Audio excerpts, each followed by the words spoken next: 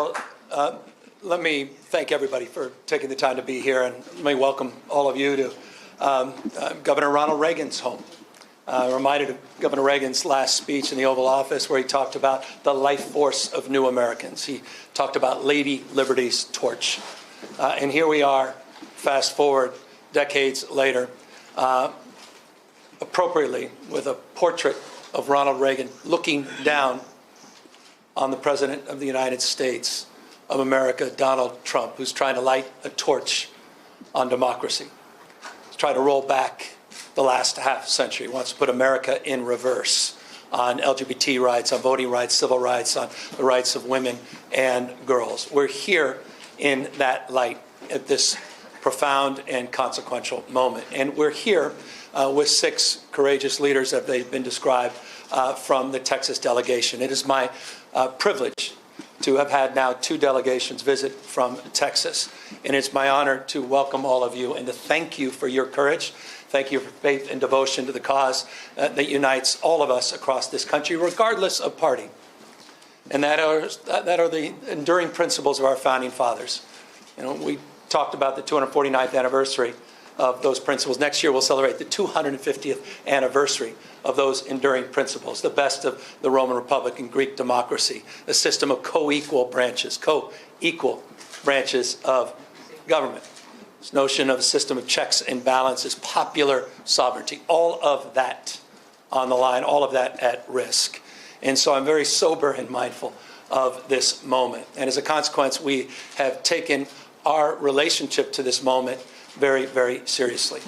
Had it not been for the courage of the Democratic representatives from Texas to stand tall and to stand up, to walk out, as is their right, as old a principle as American pie, the ability for a minority to walk out when it comes to the abuses of a majority. And they did just that to elevate not just their voices as representatives, but to elevate our voices, to call out the consequential nature of what's happening. What's happening in the United States of America is not normal. We cannot allow this to be considered normal. Please don't say it's surprising. When you say something is no longer surprising, you normalize it. This is shocking, what's happened. You heard Representative Johnson say it very powerfully and very clearly. And what more evidence did you need? You saw this take shape after Donald Trump tried to wreck the democracy after January 6th, where he dialed for 12,000 votes in Georgia. By a courageous leadership, regardless of party, that stood up against that tyranny. Now he's dialing up for seats. He called Greg Abbott, who doesn't have the courage, doesn't have the backbone, doesn't have the consciousness of the consequences of his action. And he has rolled over and he said, yes, sir, and they're trying to dial now for new seats for precisely the reason that Speaker Pelosi and others have represented. They will lose in the midterms. He knows it. Why else would he make that phone call? His agenda's failing. This presidency is failing. He knows the headwinds in a midterm.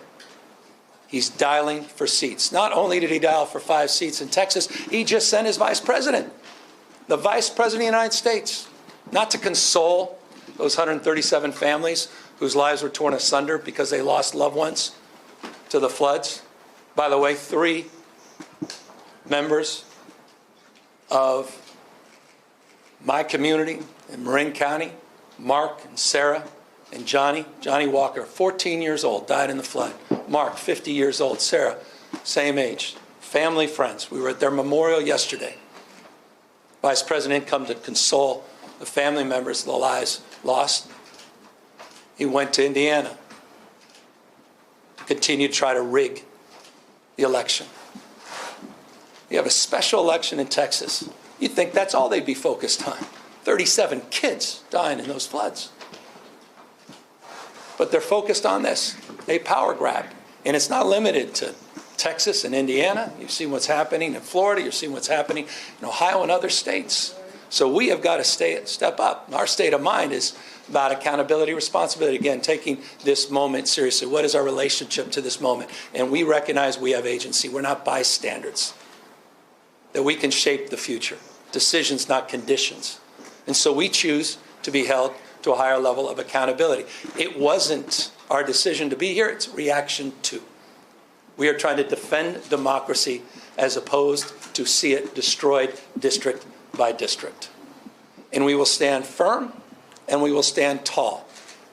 And perhaps the expression today is the expression of unity. That's what we're trying to communicate. You have congressional representatives here, the leader of our congressional delegation. They are unanimous in their support of moving in this direction. You have the Speaker and the Pro Tem, and they strong support of their caucuses. And leaders of critical committees and caucus are here to express support. We are moving forward. Make no mistake. California is moving forward as a state that's larger than 21 state populations combined. We are not a small, isolated state. State larger than 21 populations combined. We tried to play by a higher set of standards and rules with our independent redistricting, and we believe in that. And we are not talking about eliminating that commission. We are talking about emergency measures to respond to what's happening in Texas, and we will nullify what happens in Texas. We will pick up 5 seats with the consent of the people, and that's the difference between the approach we're taking and the approach they're taking. We're doing it on a temporary basis. We're doing it in a fully transparent way, and we're doing it by asking the people of the state of California for their consent and support. Mark that stark contrast to what's happening in Texas and other states. We are resolved and we are aligned in this strategy. And I'm deeply, in closing, grateful for the leadership that's assembled here today. In unprecedented time, required an unprecedented approach, an unprecedented leadership to build the kind of consensus that we believe we have. We have till August 22nd. With the leadership behind me, they will get this on the ballot. We're calling for a special election. That'll be the first week of November. It will coincide with many other municipal elections. We will raise an unprecedented amount of attention, and we will garner an unprecedented amount of support because people understand what's at stake. Final words. Because I want to reinforce what the Speaker and the Pro Tem said. You have people disappearing in the state of California, quite literally disappearing. Warrantless search, people literally being taken from the streets. I don't think this, I know it. 16-year-old kid whose mom and dad working 20 years at the same packing facility, 16-year-old didn't even know how to get back into his own home because mom and dad disappeared going to work. Young child had no brothers and sisters. That's Trump's America. That's happening as we speak. The Guard has been federalized. And by the way, Donald Trump is continuing to federalize the National Guard through the election. Pause and consider what that may mean. There is nothing normal about this. Nothing normal about this. Conditioning aid, let me make this clear in front of the Texas delegation. I am proud, and thank you to Isaac Bryan, $83.1 billion more we provided the federal government in federal taxes than we received. Texas, for whatever reason, for success and how Texas does punch above its weight, received $71.1 billion more from the federal government they received. But I'll tell you what, as a taxpayer, as governor of California, I am proud to stand tall to help them recover from these floods. No conditions, no politics. We're all in this together. I was proud to send search and rescue teams to support the recovery of those floods. That's my responsibility. That's what it's like to be a member of a community. We're all in this together. The idea that we're even conditioning aid and allowing that conversation to persist, that's what's at stake with this conversation. It's not about lines, it's about drawing a line, and it's all about elevating a deeper consciousness of the line that Donald Trump continues to cross. It's not about him playing by a different set of rules. There are no rules for Donald Trump. This is a serious moment in American history. And so we are here to meet this moment head on. And we look forward to a successful campaign, and we look forward to continuing to do what we can to have the backs of these courageous leaders who are back here in the state of California, sharing their voice as we share their action and passion at peril that this democracy may not live. With that, we're here to answer any questions. With the Trump administration, are you taking any actions to fight? Yeah, we'll sue. I mean, this is a separate topic, but it's not necessarily disconnected from this topic. Donald Trump today is trying to silence academic freedom. He's attacking one of the most important public institutions in the United States of America, one of the finest institutions of higher learning in the world, one of the great research institutions in this country, one of the reasons California is the tentpole of the U.S. economy, one of the reasons we have more scientists, engineers, more Nobel laureates than any other state in this nation. He has threatened us through extortion with $1 billion fine unless we do his bidding.